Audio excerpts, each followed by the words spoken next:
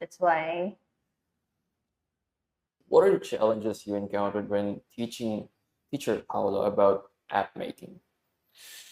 I think the number one challenge is the quota limits for the different AI engines that we're using, especially the API and the coding engines, because it really hindered how we're able to make the AI app quickly, especially for we need to think of a different way to go around it.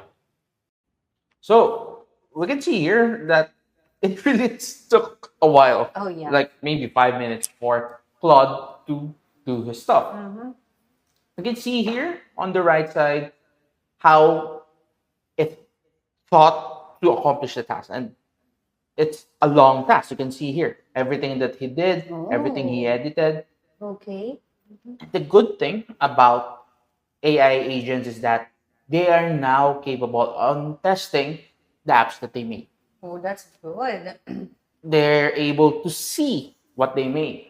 So here's an example over here. Let me open this up for you. So this is the example of the output, Wow. Okay. right? I So like it. mhm, there's a few things that I added, like the part of speech, definition, Korean translation, and word association. Oh, that's perfect. That's It's what perfect, we right?